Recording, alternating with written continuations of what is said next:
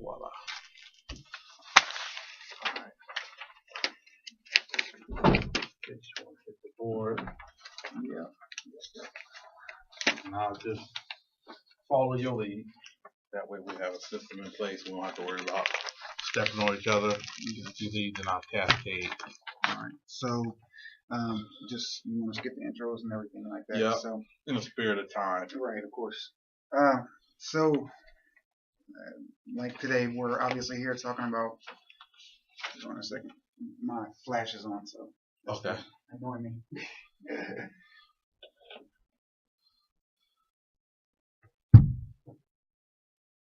There you go. Yeah, it's off. Yeah, it's off. Alright, so like I said, my name is Matthew Stevens. We're here to talk about 7 steps to effective co-parenting. So right now we're going to listen to an audio, just a quick skit. There are some things I want you to think about. Is your gut reaction. What do you feel? What role do you put yourself in? Just take some time to think about it. We all have our own, ideas and what makes us who we are. So what role would you play, and what responsibility would you have in that role? So often we look at responsibility as what we project onto other people, but really when it comes to co-parenting, effective co-parenting, the person that we need to focus on is ourselves, because that's where the true answer comes from. Yeah, so the key is I want you to also take in mind of empowering yourself. Often we get in that space of, well, he did this, she did that. I want you to look at it differently. And instead of just being reactive, I want you to be proactive. That's kind of what we're going to focus on, to piggyback on what Matthew said. We're going to really focus on putting ourselves in a driver's seat so that we can control a lot of outcomes. So now that y'all listened to that audio tape, let's get some feedback. Like you said, the roles and responsibility. Did you identify with the mom? Did you identify with the dad? And what's the responsibility of that? Okay. All right. So you said you identified with the role of the child. That's a really interesting perspective. I never thought about that. You said that you would have been afraid as a child. You felt torn as a child. Okay. That's excellent. That's excellent, because that's where we need to be at. That's where our minds need to be at. Exactly. Okay. What else? Okay. All right, good. And so what we want to do, our objective here is not for me to impose how I would handle things on you, not for him to impose how he would handle things. The thing is to put you in a seat, because you know your ex, you know their idiosyncrasies, you know their hot buttons, they know your hot buttons.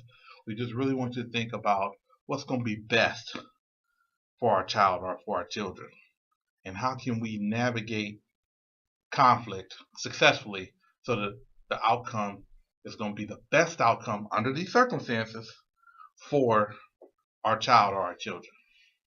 Okay, so that's why a lot of times we're going to put questions at you instead of saying, well, how would you do this? No, well, how do you think is the best situation? Handle that. Do you think in his situation he over negotiated? You think, no, she should have came? That's the thing. You guys got to know about what battles are worth fighting for. What's the most important thing? So, like, for instance, say that same situation that he had. What if he was in a critical situation? What if his car broke down? What if his transmission went out? What if his mom just had a massive heart attack? Does that change the situation? Some would say yes, but I would argue, why? If your kid's a priority, if you're willing to drive up there since your kid's a priority, why do it matter if his car's not running? Why do it matter if his mom had a heart attack? Because what if you got a spouse that always BS? They'll lie. He'll lie. Oh, my mom just had a heart attack. You see, so when you make the kid a priority, he's like, you know what? I know you BSing. That's not so important. We're not together. That's part of the reason why we're not together. Because you BS. So no reason arguing about bringing up old stuff. He's not going to change. You can't change him. You can't change her. You can't change the way you think about it. Say, you know what? I'm going to go get my child. My child is what's important. Period. Put yourself in that situation, then the outcome's going to be a lot more possible. Okay. So let's go ahead and hit these steps. Like I said, we talked about running low on time today. So the first step, I'm going to write them down for you, and I would appreciate not only that you, as you're paying attention, but you're writing them down for yourself. The thought was mentioned that if if we give you ideas, there are ideas that you're walking away from. But more importantly, if you come up with ideas while you're here and you walk away with them, guess whose ideas they are? They're yours. Our job is not to tell you a different way to think. Our job is simply to help you to think about things from a different angle, to come up with solutions that work for your life. That's our goal. That's what we're trying to do here. Actually, let me rephrase that. That's what we're going to do here.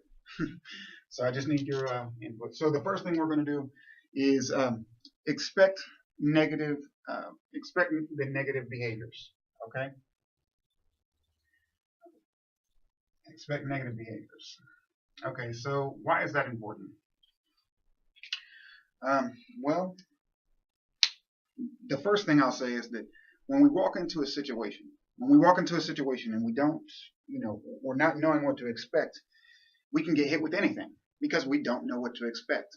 However, when we prepare for the worst, when we prepare for the absolute worst that can happen, anything less than that happens, we're good. We've already I'm preparing for a Hurricane 5. I'm sorry, a Category 5 hurricane. You're hitting me with a 2. I'm good. I mean, it may not be enjoyable, but guess what? I'm going to walk away a lot better than I would if I would have prepared for a 2 and got hit with a 5. Does that make any sense? Good. Okay, I see you nodding. Okay. Exactly. So it's better to be over-prepared than under-prepared. And I like to make the analogy of universal precautions. Like when I work in health and human services, we got this thing called universal precautions. And that's just like you said, you treat anytime you interact with any blood or saliva, bodily fluids for anybody, you treat that fluid as if it's infectious, as if it's blood-borne pathogens in it. Okay? So anytime you have an interaction about your kids with your ex, hey, you teach this as a potentially hostile or explosive situation. And just by being on alert, you're just going to be ready to not overreact. Right. You can respond appropriately, calmly, and you can navigate more successfully in putting your kid in priority. Right. Okay. So next we're going to move on to identify the emotions. Identify the emotions that drive behaviors. Excuse me.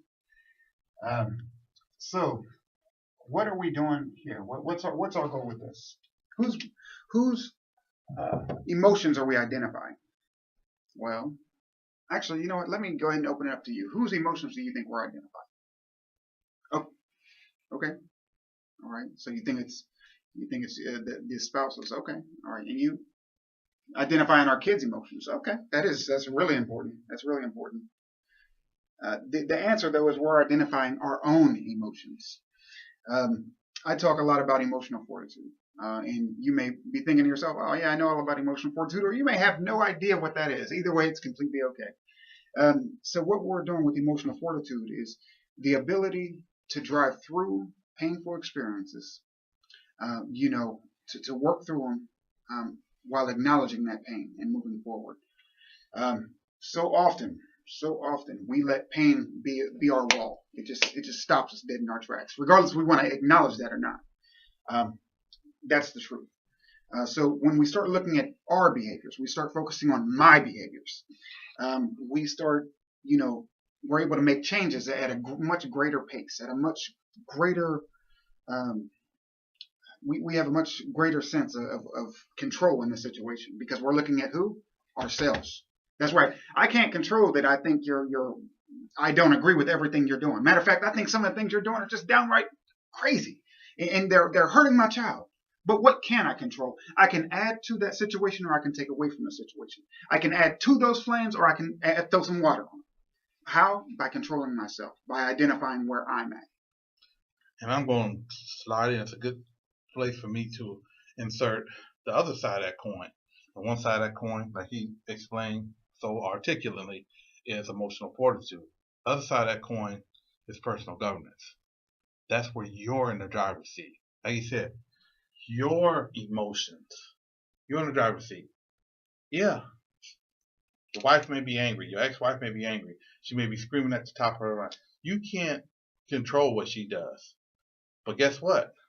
You don't have to scream back at her. See, it's okay for you to be upset. It's okay for you to be frustrated. But the key thing that you walk away with in the spirit of personal governance is that you are still 100% responsible of how you govern yourself, of how you engage that other person. See, the one thing we learn is like he used a good analogy, fire, right? If something start burning, if this book start burning right now, it's going to hit an intensity point. Now, once it hit that intensity point, guess what happens if I throw another book with it? It's going to increase. But eventually, if I just let that book burn, I ain't even got to put water on it. It will eventually burn out. It's the same thing with our emotions. If we can let that die down sometimes just give it space. Don't feel like you got to always make a rebuttal. But you know what? Let them feel, hey, I don't appreciate the way you did this. You was 10 minutes late, And then he said, no, well, I was late because I was stuck in traffic. Why do all that? What's important? So these top two things, these are the two key pieces that we want you to think about. Expect those negative engagements. So that way you prepare. Like you say, you rather expect that category 5, and if you get hit with a 2, it's nothing. And then identify your own emotions. Are you hurt? Are you hurt because you're sleeping with your sister, sleeping with your best friend? Are you hurt because, you expected this marriage to last and it didn't? Are you frustrated? Do you feel defeated? Honor how you feel. Then that's okay. Absolutely. But be responsible for how you respond. That's why I call it response. Able. Because you are able to respond the way you need to so that you can navigate successfully. All right. Good point. Really good point. And I was just going to add one more thing before we actually, you know what, I'll hit this in the next section. So step 3, we got 2. We got expect the negative behaviors, identify emotions that drive my behaviors, and then, okay, so 3, where are we at? Where are we at? Making my child the priority. Or making our child the priority, excuse me. Making the child the priority. Okay, so in that audio that we heard at the onset, you heard people getting frustrated. You heard the discomfort. What you didn't hear is the fact that my daughter was in the back seat. That's what you didn't hear. What you didn't hear is her crying because she not knowing what to do. What you didn't hear was a loss or confusion on my part. Why not? Because in every situation with our children, we have one of 3 options. Okay? One of 3 options in every situation with our child. We can be an educator, we can be a firefighter, or we can be an abuser. Those are the only 3 options we have with our children in a given situation. But what are we looking on? What do we have to look at in order to always be the educator? We have to always, without fail, make our child the priority. Always, without fail. There is no wiggle room.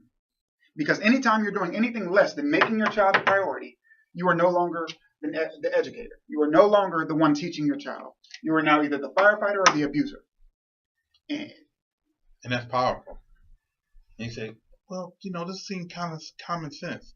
And it is, but I think you was telling me about a lesson that somebody was saying, the angrier I get, the dumber I get. Right, absolutely. Something to that effect.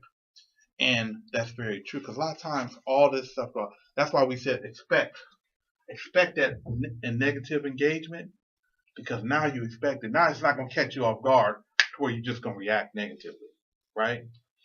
But don't make revenge the priority. Oh, you know what? You're sleeping with my best friend. You ain't going to never see your kid again, ever. That's revenge. You're not making, that's still that child's father or mother. You making about your ego. You making your ego the priority. Or you making your pettiness. You just feel like being petty today because you can. You know what? I'm going to be late just because I know how much it burns him up because he's one of them time freaks. I'm one of them time freaks. I like to be on time. I hate being late. It sets my whole day off in a spiral.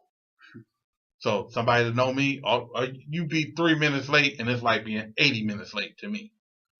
So, I'm going to be petty. Be 3 minutes late just to tick him off.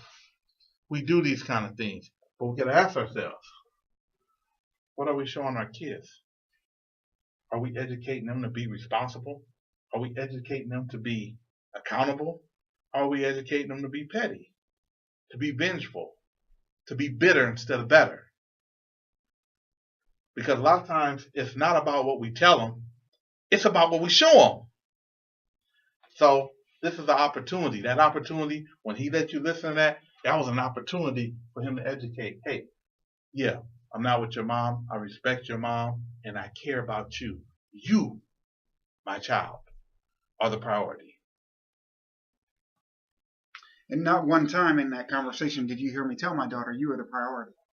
My actions spoke so loud that there was no need for me to say anything to her as far as, what I thought or what I felt, or my actions spoke loudly.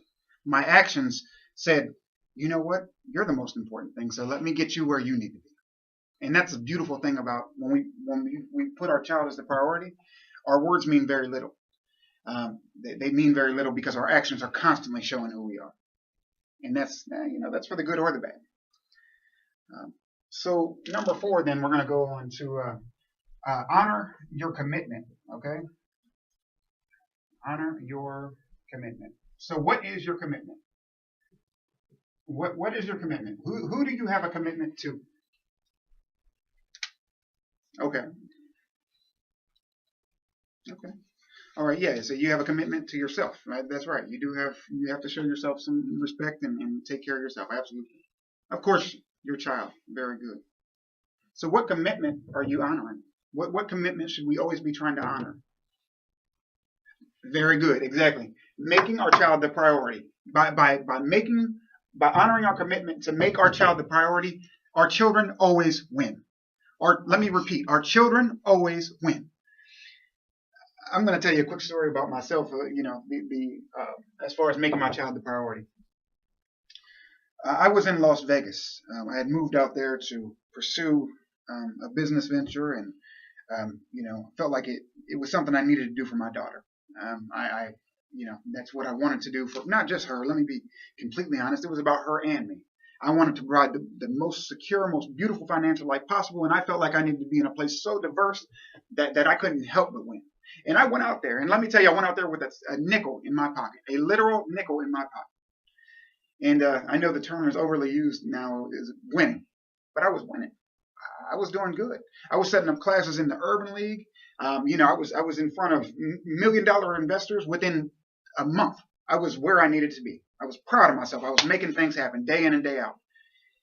And on Monday, my phone rang, and it was my daughter. And she said, "Daddy." I said, "Yeah, baby. How you doing today?" Now, mind you, we talked every day, so it wasn't like this was an unexpected call. But what she said was the unexpected part. She said, "Daddy," she said, "you've been gone too long. When you coming back?" By Thursday, I was on a plane with nothing more than my clothes that I was wearing, and maybe I'm sorry, I had a bag as well. But all my things that I had taken out there, they stayed. My child was the priority. I honored my commitment to make my child the priority, and just like I took a chance to go out there, I took a bigger chance to get back here and make sure my child knew she was the priority. Yeah, and that's a perfect segue. Perfect. I mean, you can't plan this stuff for the next point. Compromise. Why? Because a lot of times we want to hold people up to our standards. So you're like, well, I want you to honor your commitment according to me, the way I look at it. But maybe the other parent don't look at it that way. So that's where when we're willing to compromise, we got to be willing to empathize. We got to think about the child. Think about our child. How does the child feel? How does the other parent feel? Put yourself in their shoes.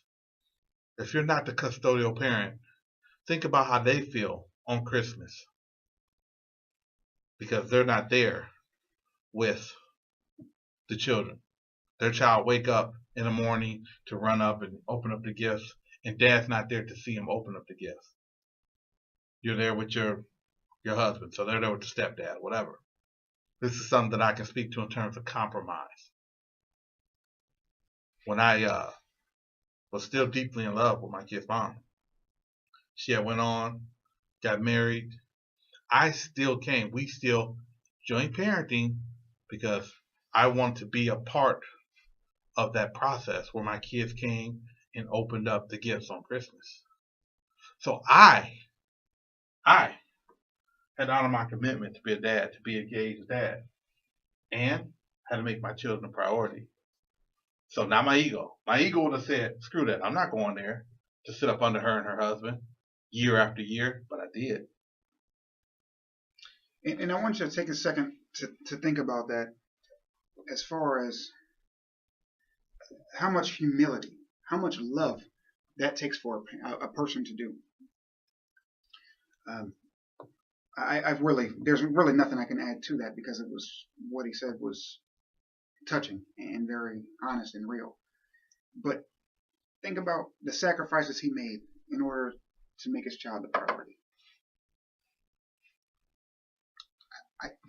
I don't know, even being the person I am, talking about emotional fortitude day in and day out, believing in it wholeheartedly. I know at this point in my life I would have a struggle sitting down with my ex-wife and her boyfriend while my daughter opened presents. That would be a struggle for me.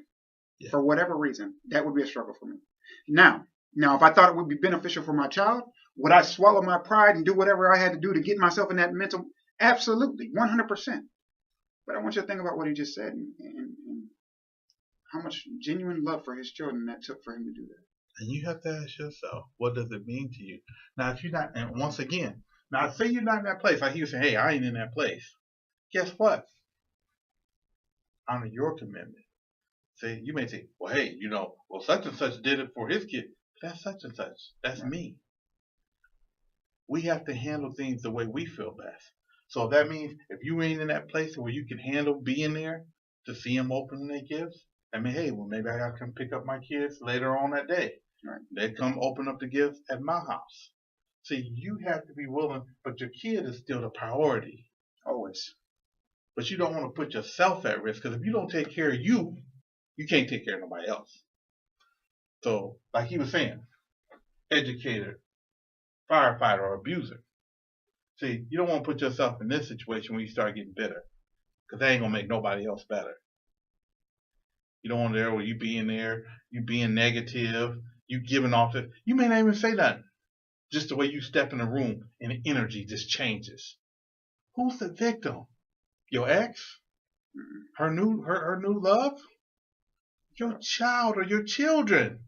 They the one got to sit in that uneasiness, that tension that you can cut with a blade. So think about the role and your responsibility. You have a responsibility to be the best version of yourself for your kids, because they ain't going to be the best version of you. What you put into them, they going to amplify. Without a doubt. Without a doubt. So the next one is pick your battles. Okay, so me, I'll tell you another little something about myself, okay? If anybody knows me, my daughter's name is Journey. I guess I probably should have started off with that. But they know that Journey is my world. There is nothing I would not do for her. If she called me right now and said, Dad, somebody's hurting me down the street, and I knew that there was a fire on the steps, I would jump out the window to get to it, because that's how as parents, that's what we do. We love our children. We often say, oh, I die for my child. But you die for your child, but are you willing to, make them the priority? Are you willing to swallow your ego, your pride? And if I can piggy in there, because it's such perfect. When you say I die, a lot of times we think we'll die physically. Right. Are you willing to die egotistically? Got a little quiet in here. Are you willing to rebirth yourself to become a new you and not live in the past and not be a prisoner of your past? Don't get pulled back into how he used to beat you. Don't get pulled back into how he used to leave you staying up all night. How she cheated on you with your best friend, with your brother. Don't get pulled into the past and be a prisoner of being held hostage by the way you felt or the way you feel. My child is the priority. And I got to be bigger than that situation. I got to be bigger than my ego.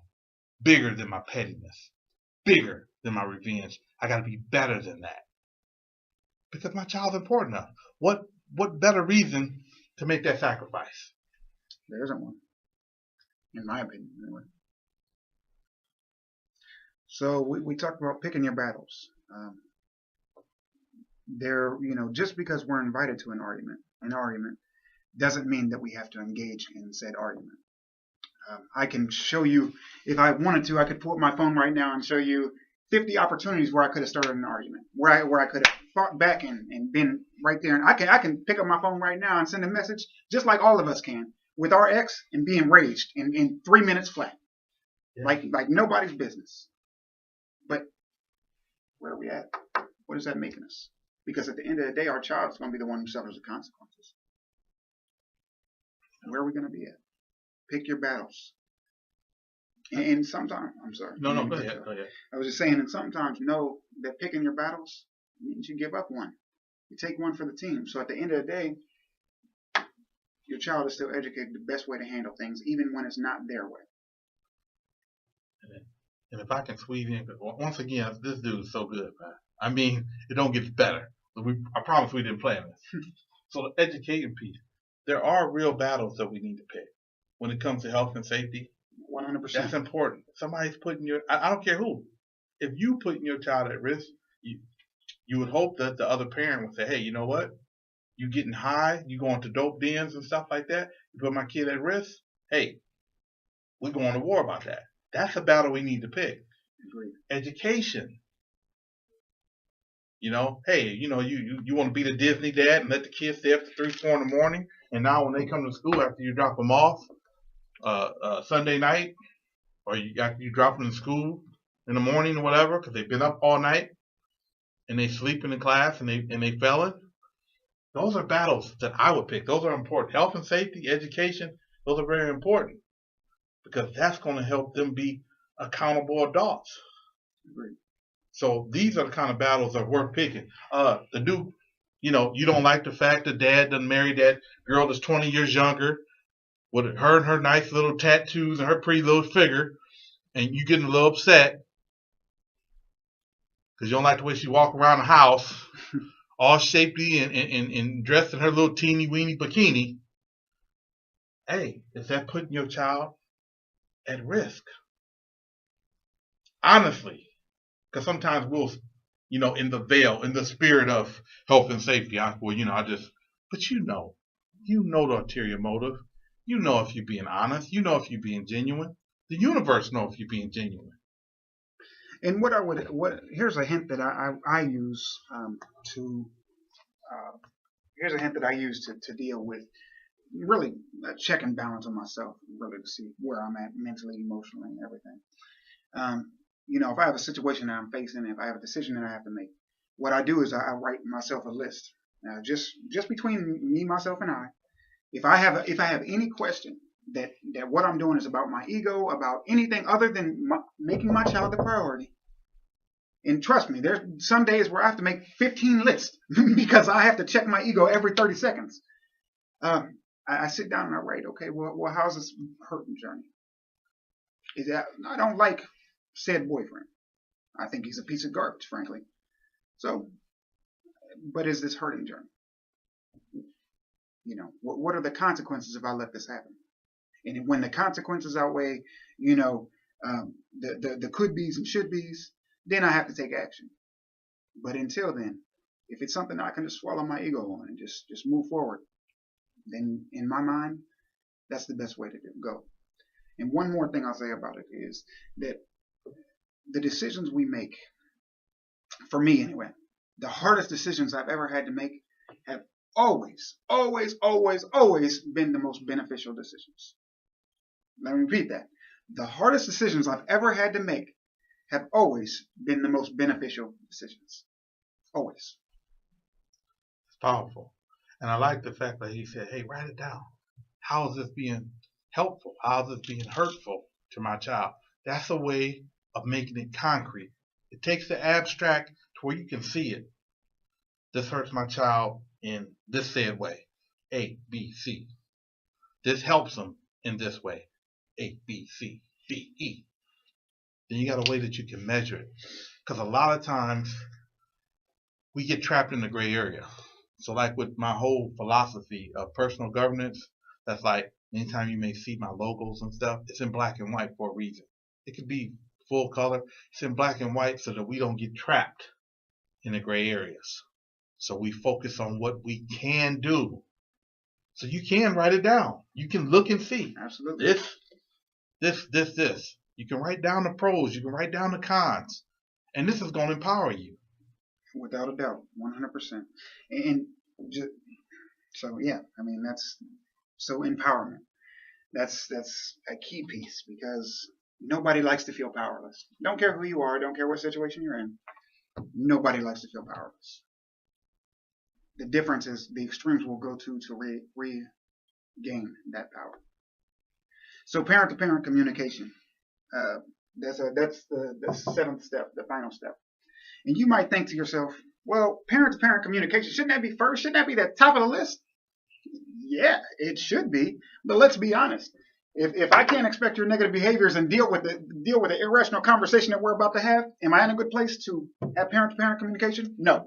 If I can't identify the emotions that are driving my behavior, if I can't say, you know what, you hurt me and I'm going to hurt you back, then am I ready for parent-to-parent communication? No. If I'm not making my child the priority, am I ready for parent-to-parent communication? Again, no. And like he mentioned earlier, yes, this all seems very like common sense, and I get it. But can you sit there and honestly tell yourself, because you don't have to tell me, but tell yourself that you've always made the best choices in regards to your kids, that you've always made your children a priority? I can be honest and say that I haven't. I'm going to tell you one more story before we're finished, and it's about myself and about I have an older daughter. You'll hear me talking about Journey, but you rarely hear me talk about Jaden. The situation with Jaden is I married her mom when she was 4 years old. I met Jaden when she was about 3 and a half. I raised her from the age of 4 to about 13. At 13, by this time, her mother and I were divorced. I dropped her off on a Sunday. I went to pick her up on a Wednesday. That Wednesday, my daughter came to the door. She handed me a note, and it said, "Dad, I don't think I should see you anymore until the appropriate time." I took that to mean when I ditched my girlfriend, is what I took it to mean. My point is that it was an 8-year relationship, an 8-year father-daughter relationship that was shattered in a matter of seconds. So do you think at that point that I was ready for parent-to-parent communication? No. No, I wasn't by any means. And as you can see, it still hurts me even to this day. But the truth of the matter is that I still, even though I haven't talked to her in almost 3 years, I still make her the priority. Even to this day, I make her the priority. And to come in, and this is a highly emotional time. And I thank you for sharing. I appreciate your willingness to be vulnerable. Because sometimes as parents, we want to put up this veneer of strength. And sometimes when we do that, we put our children in the center. So they're the unintended victims. And that's why parent-to-parent communication is so important. So when dad keeps little Timmy up to 3 in the morning, don't tell little Timmy, hey, you tell your dad next time he do this, blah, blah, blah, and you call him dead end and all that. How does little Timmy feel? This is still his dad. What did you just do to Timmy? Out of these 3, did you educate him? You put him in the middle. You're trying to make him pick sides. So you say, you know what? You know, and little Timmy said, oh, I'm so tired. I stayed at 3 o'clock. He said, okay, just keep that to yourself. That's a parent-to-parent situation. So when you talk to him, say, hey, I got a bone to pick with you. You can't be keeping Timmy up to 3 in the morning. You know his education is important. You already know how I feel about you. We ain't gonna even get into all that. But more importantly, you know how I feel about Timmy and his education. You know, you got to be willing to go to bat about those like I said, pick your battles. But even when you pick those battles, be strategic about it. Be mature about it. Don't victimize the most important person or people in your life, your children. It's only you. You are the biggest, baddest thing keeping them from the big bad world. So what happens when you unintentionally make them a victim? Who do they run to? I can't run to dad, because dad gonna be calling mom all out her name and sluts and whores and whatever. I can't go to mom, because mom calling him a no good cheater, a dirty slime, dead end piece of whatever. What are you doing to that child? Making that child suffer in silence. Making that child pick between the two. We should be ashamed of ourselves. I've done it. So please don't think I'm speaking from a place of, oh, you just, no, I've done it. I've missed out on my daughter's life because of my ego. So a lot of these lessons, some of the stuff is stuff that we've read up on. And the reason that we decided to have this class is because he's going through a lot of these situations right now. My kids are young adults now. So I'm hoping, like they say, the old thing, they say you can learn a lot from a dummy. I was a dummy. I made a lot of mistakes. With my oldest daughter, it was a period because of my ego. I wouldn't go to court. I said I didn't go to court to have relations with you. I'm not going to court. I'm not doing that with you. So I didn't see my daughter for years. Not months, years. My loss. And she's one of the most precious human beings on the planet. And I'm thankful that she allowed me to be back, that she accepted my apology, that she let me be an active part of her life and adulthood. But that hurt her. She was an unintended victim because me and her mom wasn't big enough to get beyond our egos, to get beyond our pettiness, our sense of revenge, our sense of power. So we said one thing, but our actions said another. So if you're willing to purposely make your child a priority, if you're willing to expect those negative behaviors so that you can respond calmly, so that you can think strategically, okay, you know what? They're trying to trip me off. They're trying to trip me up. What's in the best interest of my child? All right, I'm going to hand it back over to Matthew and let him take us out. Well, like I said, we went over a lot of things here. We really have. And you know, these, as he had mentioned, you know, I'm currently going through these things. You know, this is something past tense for him. But what I guess what I would take a moment to say is that, like building a house, you don't just wake up one day and your house is created. It takes a lot of planning. It takes a lot of time. It takes a lot of effort and energy. And so as you're building effective co-parenting skills, take time. Learn to expect behaviors. Okay? Learn to identify the emotions that are driving your behavior. Don't expect to leave here and expect to be a 50 billion times better parent because, oh, I took a parenting class. All right, you know, I'm a co-parenting. I know how to deal with that jerk. It doesn't work that way. And I don't want to lie to you. I don't want you to lie to yourself. Okay? So take time. Build the bricks. You know, put the bricks in place. Making the child the priority. It's necessary. It is our responsibility to always make our child the priority. Honor your commitment. For a lot of us, that can be a challenge. It can be a challenge to honor a commitment. But I would encourage you to most of all to think, what commitment are you trying to honor? Making your child the priority. Compromise. Just, you know, touching base again, it is so important to compromise. Think about how much better the world would be if everyone could compromise day in and day out. If you could go to the store, you see somebody arguing, you know, picking a fight, whatever, And somebody could step back and say, you know what, I see you're having a bad day or a rough time and I'm sorry. And just, that's it. How many arguments would be dead at that? But guess what? We're not talking about a store. We're talking about your kids. So compromise. Okay? Just, sorry to just think. Compromise. Okay? Pick your battles. Pick your battles. You're not going to win every one. So the ones you pick are the ones you want to win. Make sure you're picking them. Make sure you're making decisions about what you're arguing about, or not arguing about, what you're moving forward about. Again, take it back to the child being a priority. Make sure that when you pick your battles, the child's a priority, not your ego. And not need to win the argument, not a couple dollars. Making your child a priority. And last, parent-to-parent communication. There's two parents, not one. So you can be responsible for this one. You can't be responsible for both of them, but you can definitely be responsible for yourself. Not only how you speak to others, but how you react to them. So with that, if you guys have any questions, we'll be happy to take them. But if not, you know, we have some surveys there. We'd like you to fill out a couple of short questions. Help us to get better, to help you with, you know. So we appreciate your time and hope you have a great day. Thank you so much. Really appreciate it. All right.